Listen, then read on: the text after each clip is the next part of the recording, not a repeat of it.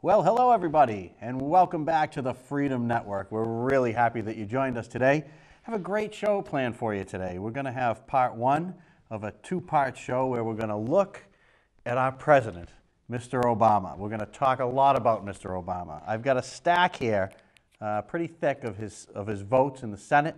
I've got some nice information on him. We took an honest look, folks. We took an honest look. It's not all bad. Not all bad. Anyway, I want to let you guys know I am really, really excited to be getting the emails that you're sending. We've got several regular emailers. We have some occasionals, and we want more. We want you.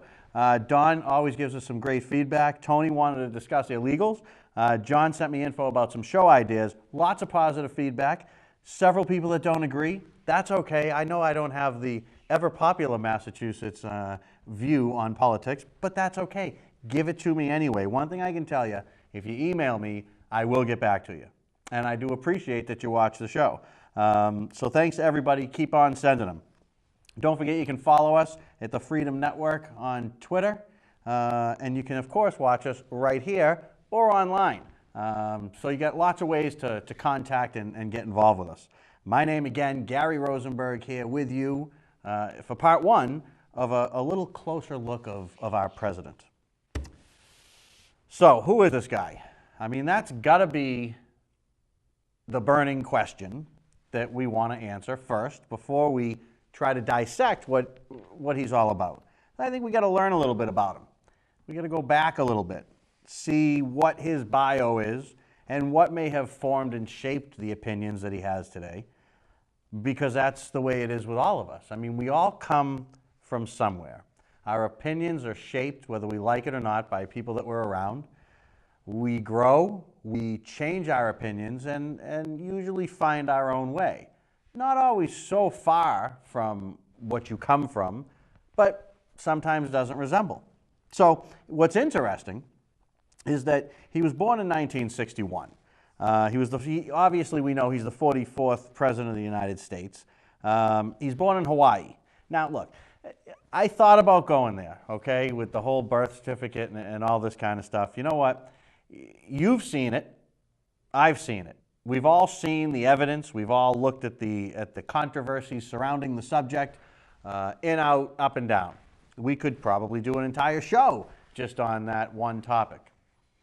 I think there's some validity to the questions. What gets me a little bit upset, to be quite honest with you, is the indignation that we shouldn't question him that you get from the left. Because let's face it, what he's shown is not what you could show, okay? Or most of you. That's a fact. You look back, and we're going to talk about colleges and all this stuff. He doesn't have a lot of corroboration for his past. Doesn't mean that it's not true. But as the president, don't get mad at me if I decide I might want to ask about your past. His mother was from Kansas, his father from Kenya. They divorced, and mom brought the little baby to Seattle. Little baby Obama. She met somebody from Indonesia, and off they went to Indonesia. Of course, they took the baby. The baby is Barack. Barack went to school in Indonesia from ages 6 to 10. Now, I talked about formulation of who you are, values, and things of that nature. I'm going to say that being 6, 7, 8, 9, and 10 years old are pretty formative years. The fact that those years were spent outside of America, some say gives him a wonderful outlook on global issues and on the world. But you know what? I want some confidence, conceitedness. We're the best in my president.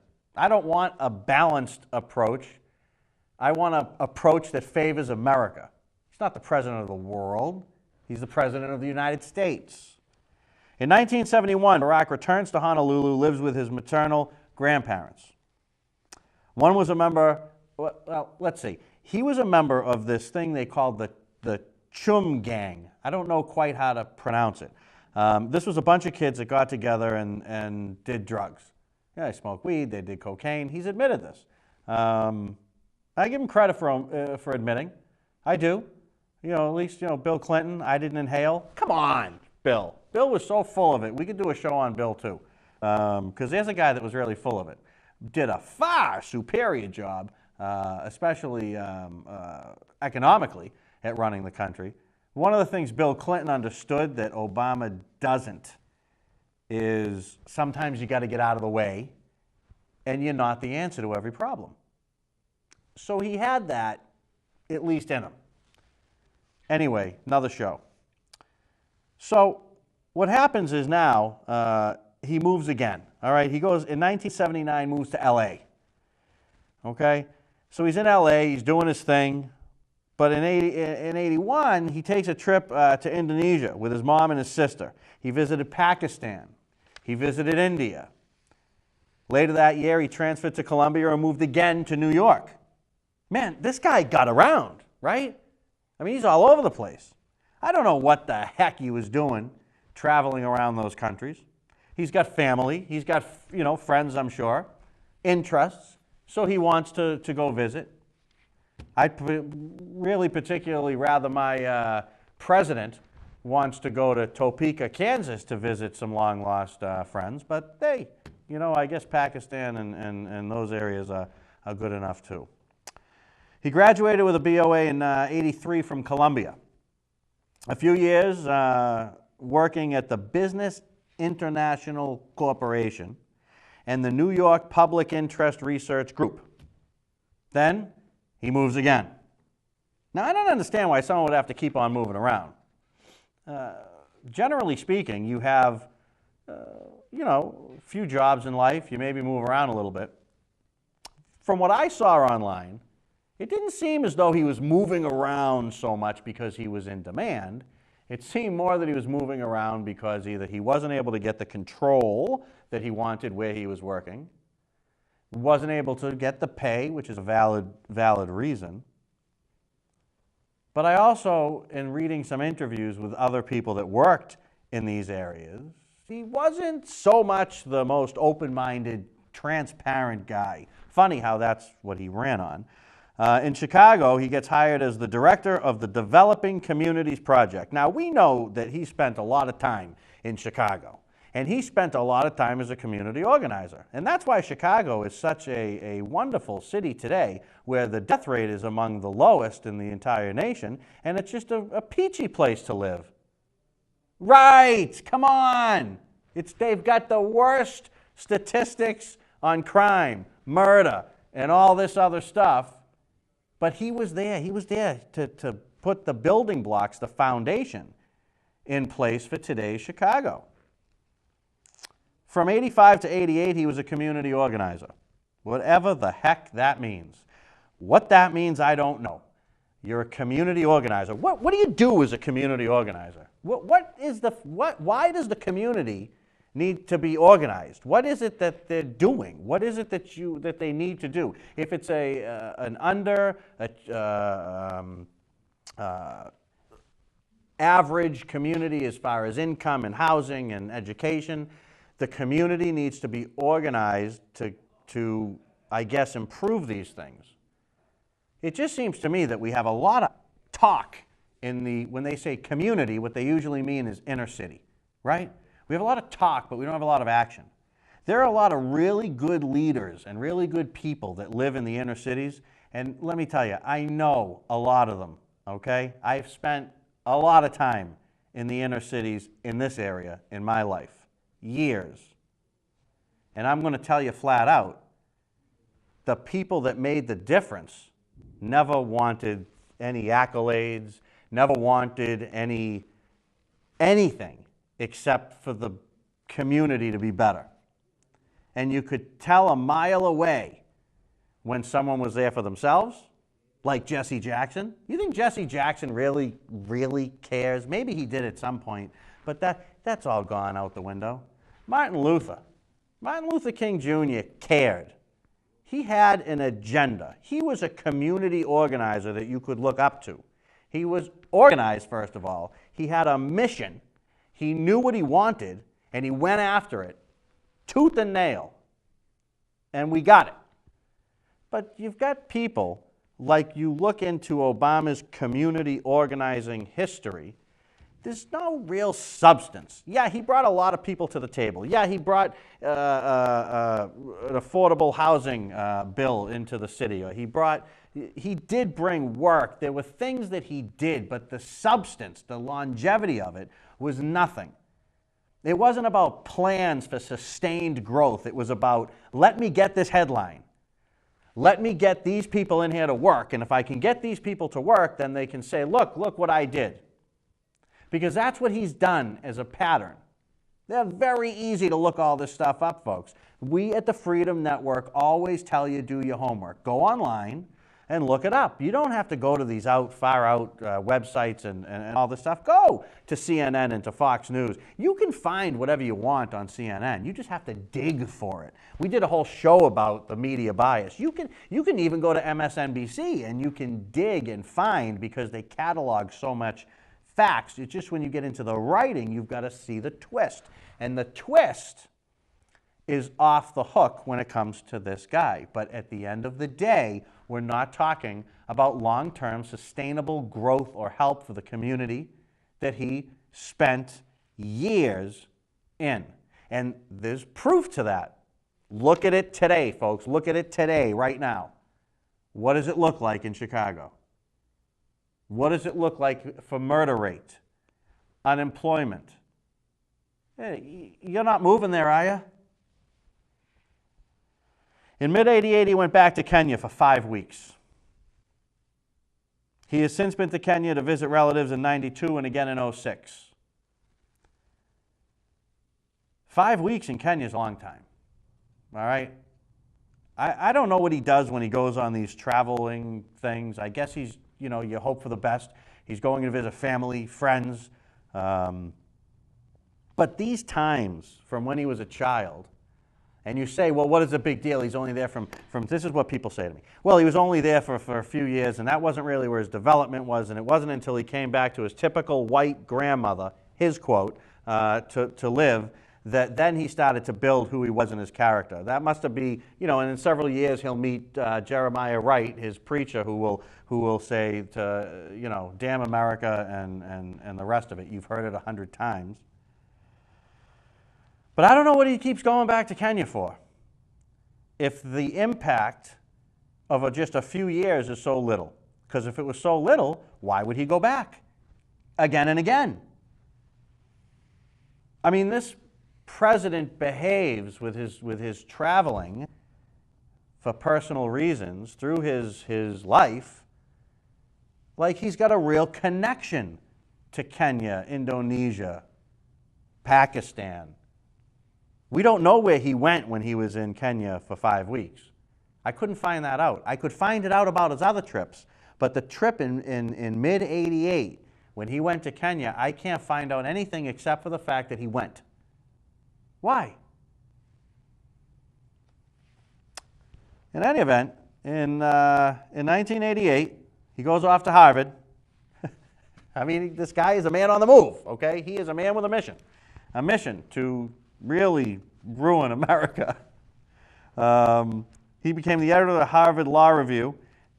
Now remember, we went over all that stuff about the media. That was Harvard that gave us that information.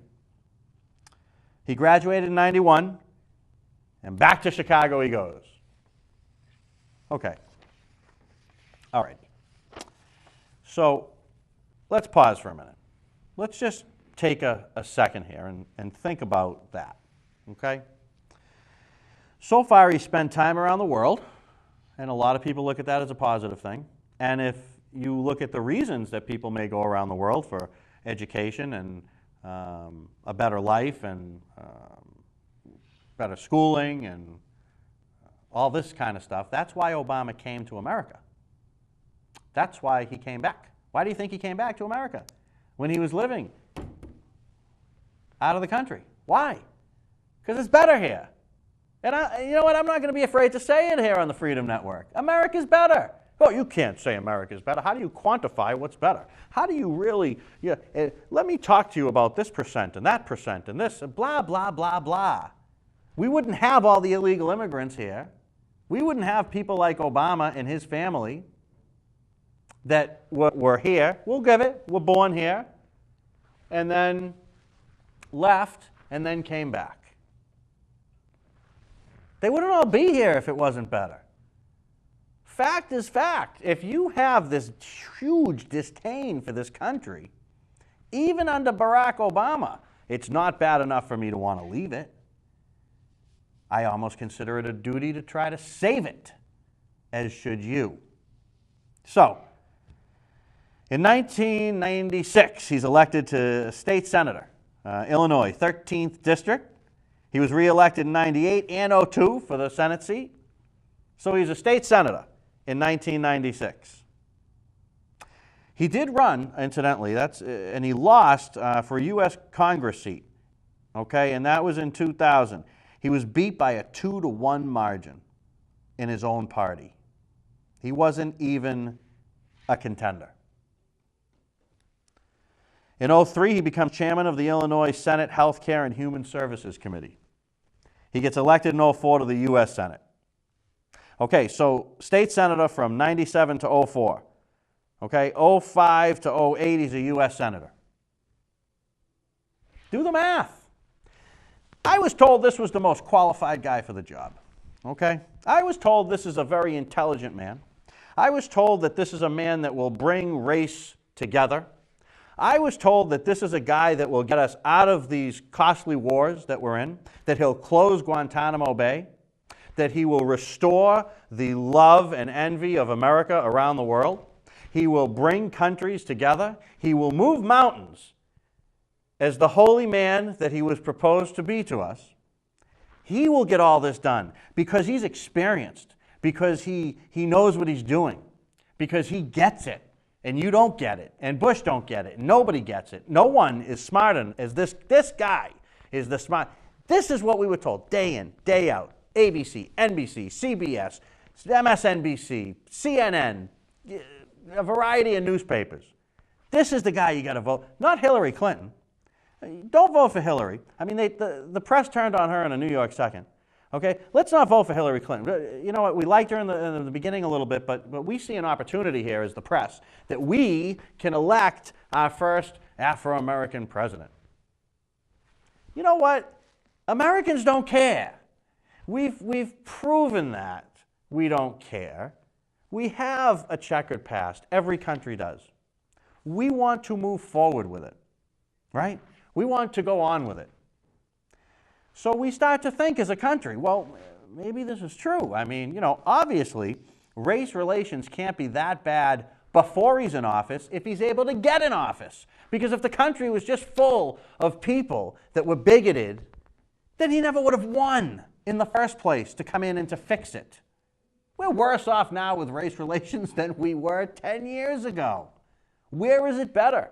We had the Bear Summit. We did have a Bear Summit, so that's going to go real far.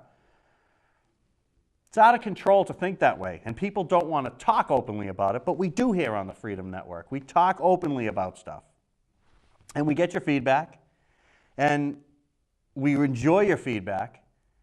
We aren't swayed by any feedback. You can call and tell me whatever you want. You can email me anytime, anything. And I will listen and read your points, but I'll respond and let you know what I think, because that's important.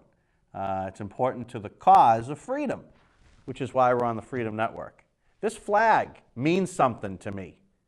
This flag, what it stands for and the symbolism behind that flag, and the people that have died protecting, they say protecting the flag. Folks, they're not protecting the flag, okay? They're protecting what it means, what it stands for, what it represents. And that's America. And that's America being great. That's America helping the world. That's America doing what's right, being the good guys. That's what it stands for. It stands for America making the most enjoyable, comfortable, wonderful country in the world. We have way too many poor people in America, but as Barack Obama can tell you himself, we have got the richest poor people in the world, okay? And that's a fact. That's not my feeling, that's a fact. As I always say, look it up. It's different when you live in a hut in Kenya than when you live in the slums in Chicago. It's different. It's different when you don't have an EBT card to go get some food. America provides a wonderful, wonderful opportunity and a great existence. That's why we love it. That's why so many of us, hey look, I wasn't a Clinton guy, all right? I'm sure you guys know that all by now. Yeah, the economy was great, but I'm not just motivated by money. If you are, then you must have loved Ronald Reagan because the economy was great during Reagan. But I don't find that a lot. But in the end of the day, at the end of the day, folks, we've got a guy, okay, that spends time traveling around the world, worked as a community organizer, and went to a bunch of schools. That's what we have. I mean, I'm looking and I'm wondering what's happening. But from 2005 to 2008, he's a U.S. senator. So from 97 to 08, 9 years, this guy is a state senator, which, sorry state senators, but you know what? State senators don't become presidents for a good reason. And he was a U.S. senator for a couple of years, just a few years. But the media told me that this guy is the most qualified guy. He is the guy that's going to do it all because he's got the experience and he knows the people and he knows about communities and he knows about... No, he doesn't. Because if he did, we'd be in a better spot.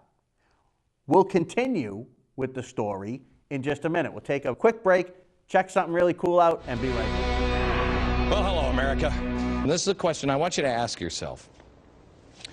Did he keep his promise?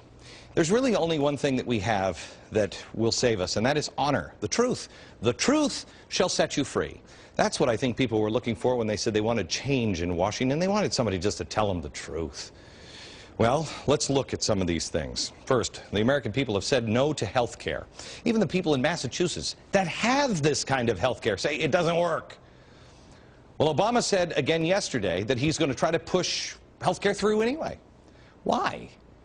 Well, it's the progressive mentality, and we're going to get into a little bit of that maybe hopefully tomorrow. But part of that is that they can gain the power they need to control every aspect of your life. They are now controlling the message. I want to ask you, did he keep his promise? Look at the message that he has been giving us. This was critical to so many people. What was the message that he has been giving us on health care in the past? Watch. If you like your doctor, you will be able to keep your doctor, period. If you've got health insurance, you like your doctor, you like your plan, you can keep your doctor, you can keep your plan. No matter what you've heard, if you like your doctor or health care plan, you can keep it. Under the reform we seek, if you like your doctor, you can keep your doctor. Got it. Okay. You know, that second before last one, he said, no matter what you've heard, he was really referring to people like me. Because at that time, they were calling us liars. Oh, that's not in there. Of course, you're going to be able to, stop the fear-mongering.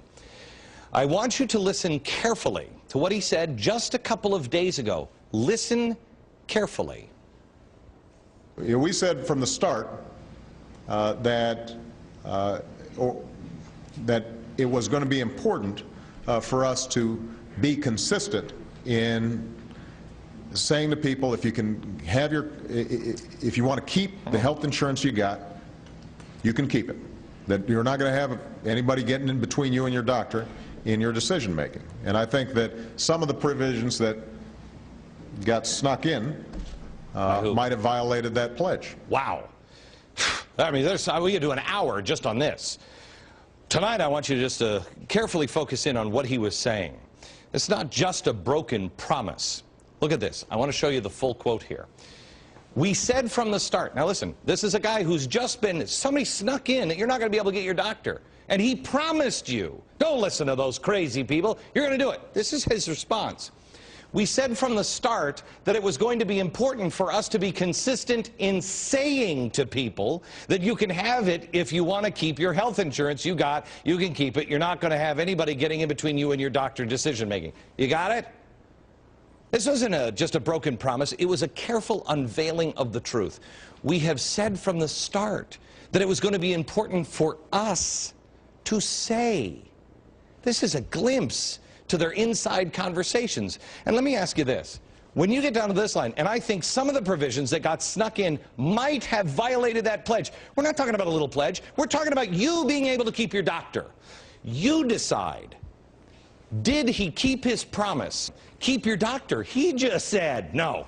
If that would have passed, you would have lost your doctor.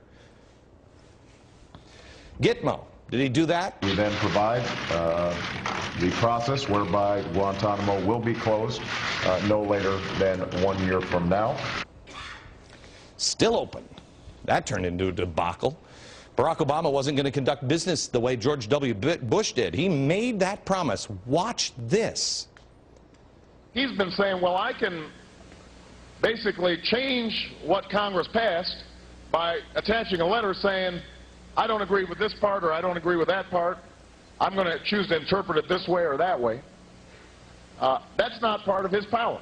But He's right. This is part of the whole theory of George Bush, that he can make laws as he's going along. He's right. I disagree with that. He's right. I taught the Constitution for 10 years. I believe in the Constitution, and I will obey the Constitution of the United States. We're not going to use signing statements as a way of doing an end run around Congress.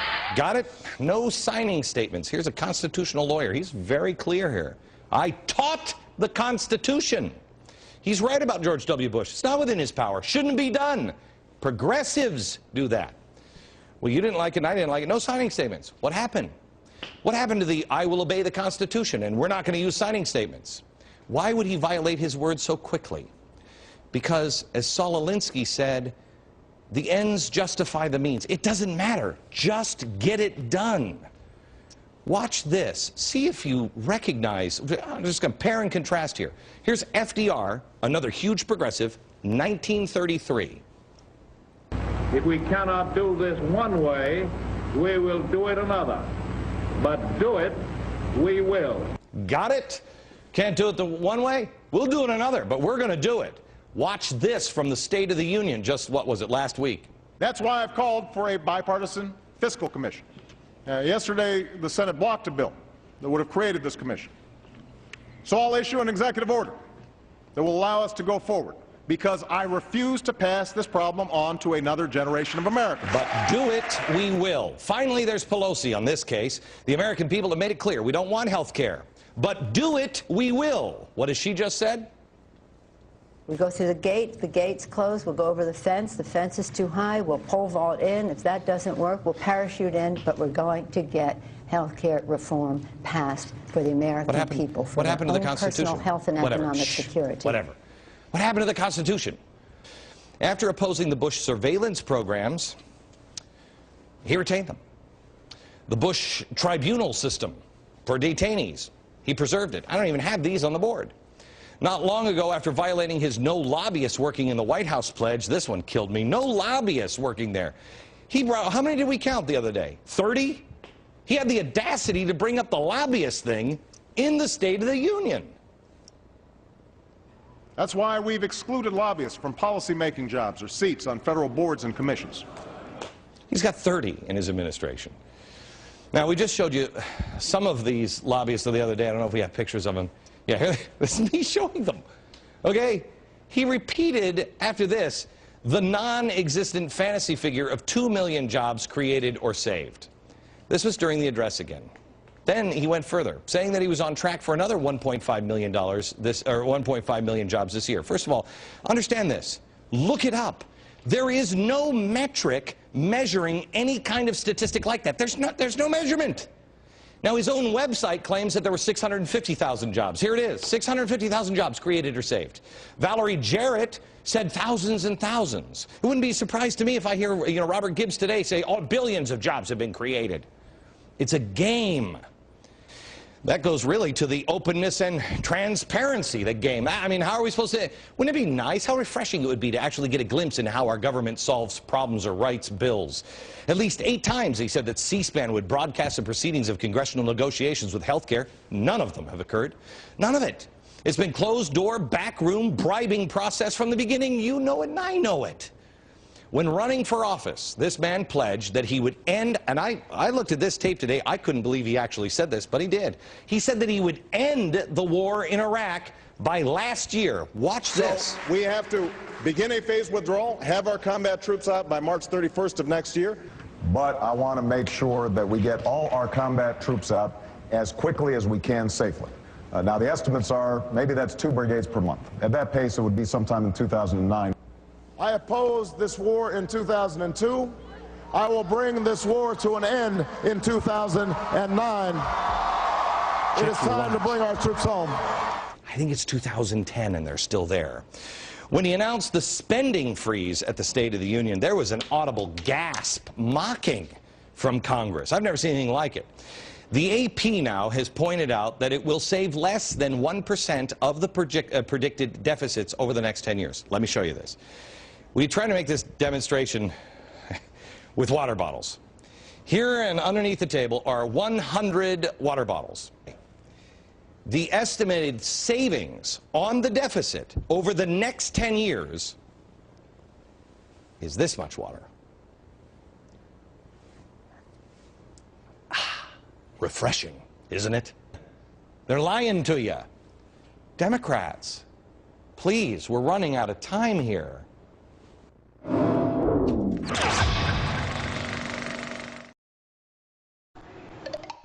For them somehow to suggest that we're interjecting race as a consequence of a statement she made that we haven't commented on is pretty hard to figure out. I've long known the Clintons to be very good and decent people, particularly on the issue of race. But for their surrogates to say the sorts of things that we've heard repeatedly from Billy Shaheen, from Mark Penn, from Bob Kerrey, and now yesterday from Bob Johnson, really is disappointing. And then when the Clintons themselves have said some things that were intentionally or not widely construed as being somewhat insensitive, and then to turn and accuse the Obama campaign of playing the race card, it all really strains credulity. And Questioning continues with Tim Russert. In terms of accountability, Senator Obama, Senator Clinton on Sunday told me that the Obama campaign had been pushing this storyline. And true enough, your press secretary in South Carolina, 4 pages of alleged comments made by the Clinton people about the issue of race. In hindsight, do you regret pushing this story? Well, not only in hindsight, but going forward. I think that, as Hillary said,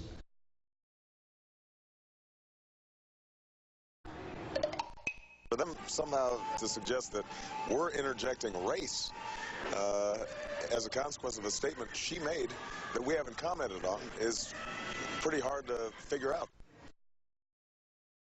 Questioning continues with Tim Russert. In terms of accountability, Senator Obama, Senator Clinton on Sunday told me that the Obama campaign had been pushing this storyline. And true enough, your press secretary in South Carolina, 4 pages of alleged comments made by the Clinton people about the issue of race. In hindsight, do you regret pushing this story? well, not only in hindsight, but going forward. I think that, as Hillary said, Welcome back. Always something interesting to take a peek at on here, you know. We're talking about our wonderful president.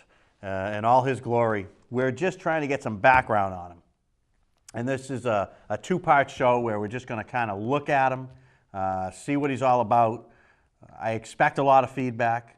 Again, bring it to me. It's timogarry@gmail.com. Get it to me. Follow us on Twitter. Tim puts up all the information on the screen for you, so don't worry, you don't have to go run and get a pen. In 1996, he being Barack Hussein Obama, is elected state senator, Illinois' 13th district, right? So in 96, he gets, I just want to make sure I get my timeline right here. So we really have a guy that just doesn't have a whole lot of experience. What's so interesting to me, though, and this is really interesting to me, he has the billing of the Messiah. He has the information going out from the media that this is the guy you've got. The media is so powerful, okay? I am no fan of Hillary Clinton. As a matter of fact, I have some disdain for her, especially over the Benghazi incident that we will cover one of these days. But she was so much more qualified just as a human being to be the president. This guy has, what budget did he make before he got in? I'm going to go over some votes. Let me tell you something. He votes for every time you want to spend any damn money, he's voting for it. Anytime you want to save someone any money, he ain't voting for it. I can't find any meaningful work that he did. I can't find any meaningful work that he did. Unless the meaningful work is being a small-based, homegrown, community person that doesn't have national experience, that doesn't have the ability to deal with even running a small business of 1,000 employees, never mind an entire country, but yet at the same time, a highly valued community organizer that loves to do what he does so much that he would never want to do anything else. Those are the people that make differences in communities. Those are the people. And I know them. And that's why they do it. They do it because they love the communities they're in. They want to see them prosper and get better. And those are the communities that you see get better. Those are the communities that make a difference, where people make a difference. And they get programs together and they help kids and they do the right thing. This is noble. What he did is not noble. There's nothing that he accomplished that you can point to. Now, you could go and say, look at Chicago. Look at his district in Chicago. Look at the growth and the poverty that's been wiped out and the inspirations that this guy has given to a community. But you can't, because it's a hellhole in there. That's why you can't. I started looking up his area. I was going to bring in some pictures and stuff like that. I didn't do it. It's too depressing. This place is in the dump. So I wanted to poke through his Senate career. I wanted to look at some votes. And I wanted to go over kind of where he stands on some issues. At the same time, I'm going to have you understand that there's no way that we can go through every vote, okay? Nor is there any way that we can analyze every bill, because these bills are very wordy, they're very long, and this would be a 20-hour show. As it is, it's going to be a two-parter. But I'm going to go through a couple of things and talk about some of them at length, and some I'm just going to roll right through. If you have any questions on any of them, or what they were actually called or anything, I will definitely be saving this stack. And you can email me at timogarry@gmail.com. And what I'll do is I'll send you the link, and you can look up the bill for yourself. Because that's what we are here. We're interactive. We want to interact with you here on the Freedom Network. Okay, here we go. These are in somewhat of an order. That's the best I can do. All right, I try to sort them by order. There's a ton of them, okay? Well, these are votes that came up while he was in office. I shouldn't say he voted for all of them, but we'll get to that, or on all of them. Let's go back to 2005, okay? We're going to go back into March 2005. I'm not going to give you every date. I'm going to make this as painless as possible, but it's important that you get a feeling for how this guy voted, because we weren't told this stuff when he was running for office, because he was protected by the media. He was the man. They made a decision, and they put him in office. The propaganda machine is what put him in office. The fact that the country was so aggravated with George Bush, and they were so sick and tired of what was going on as far as the big picture, that they let themselves be swayed. We didn't have a great candidate. We haven't had a great candidate on the right for a while. So this is what happens. We get stuck with this. Budget, fiscal year 06 appropriations resolution, he votes against it. Homeland Security grant program, votes for it. Medicaid amendment, votes against it. These are all in 05. Native American funding, yup. Prescription drug amendment, yup.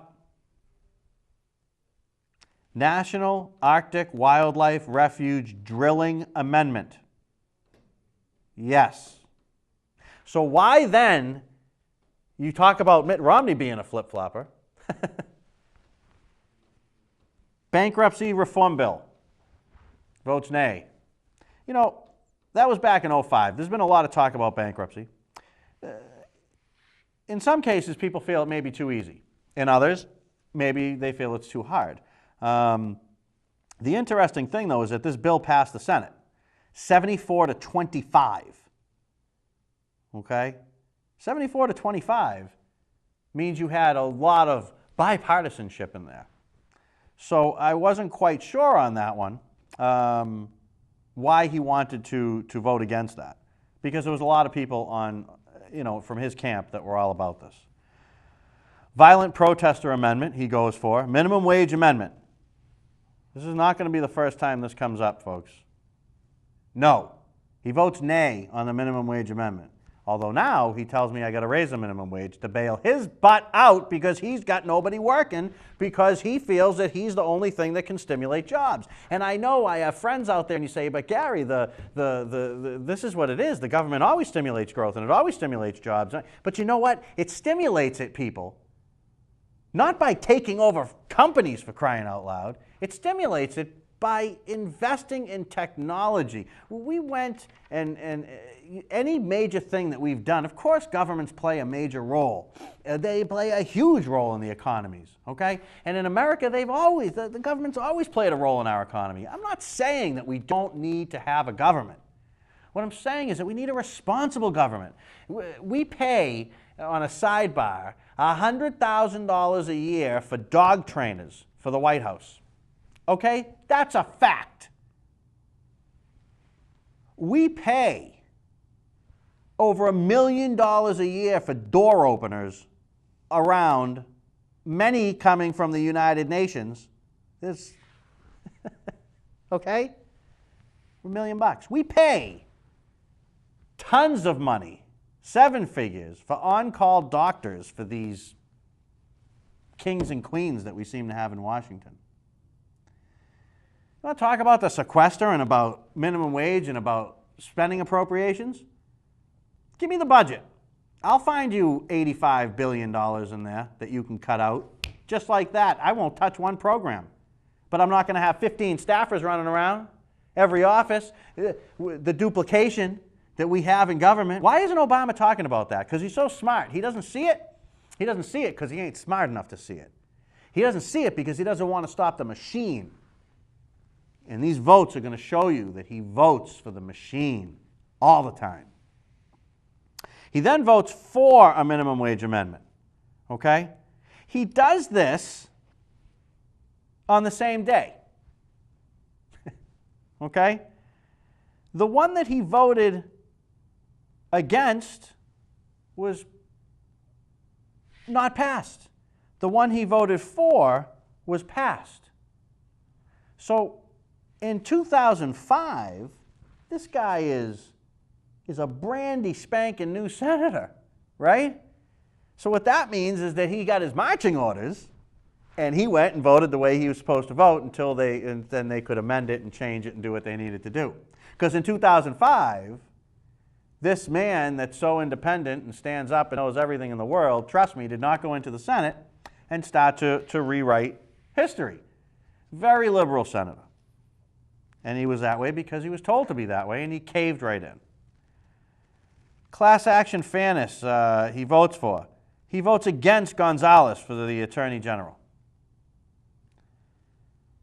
He votes for Condoleezza Rice. That was a with Bush vote.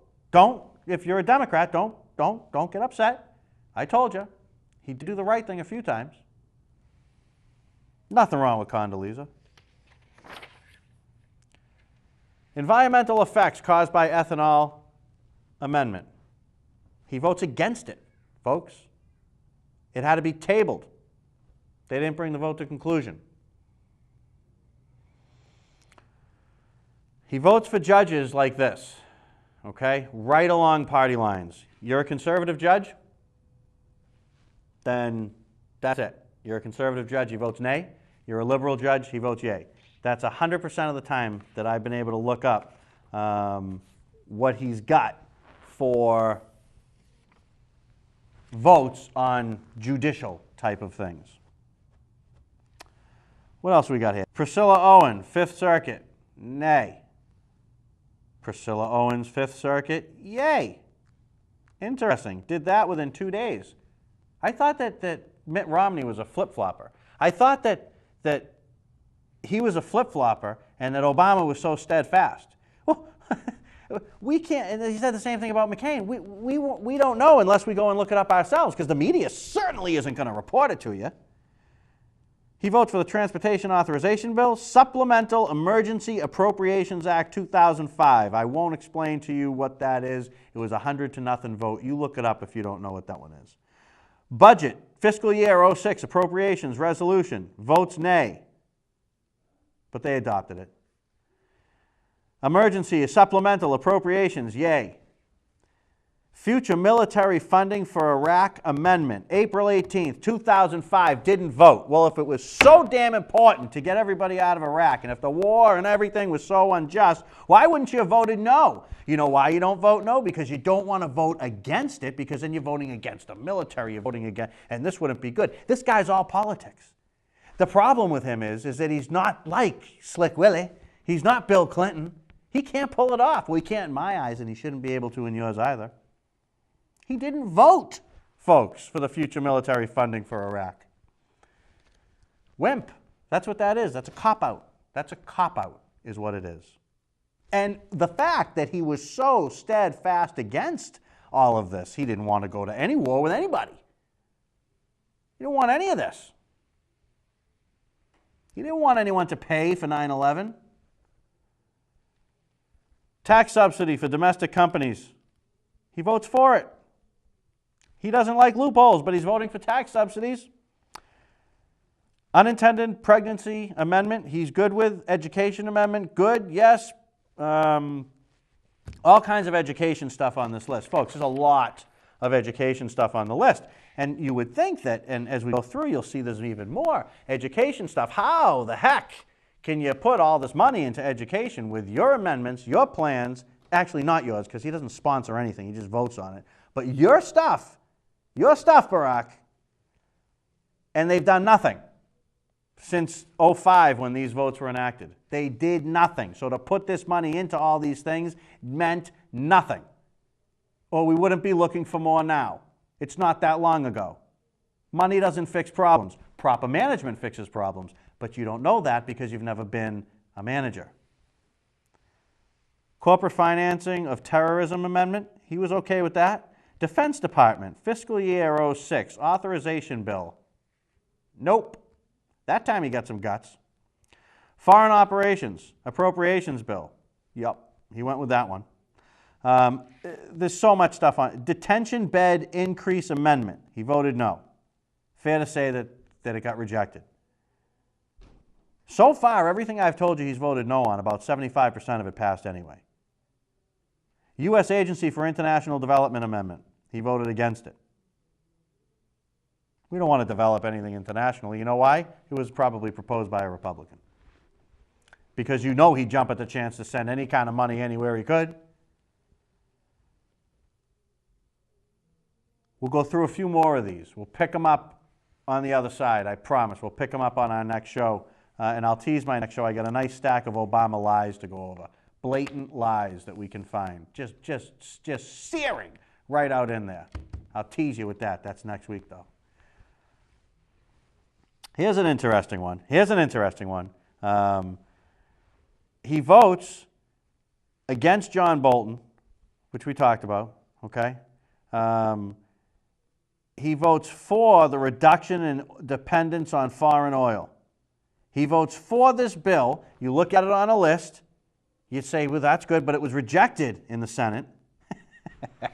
You know why it was rejected in the Senate?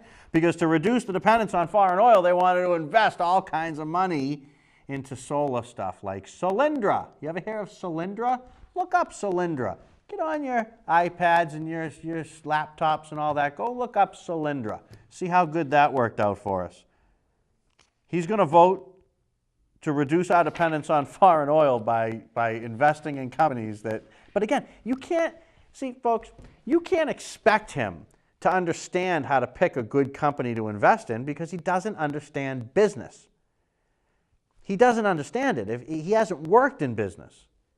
He sat at a table, is what he did, and he brought some people together, and how can we make this better? And he felt real good about himself when he went home because he was furthering his career. He was furthering his ambitions. Low-income home energy assistance program, good to go. Pell Grant increase, good to go.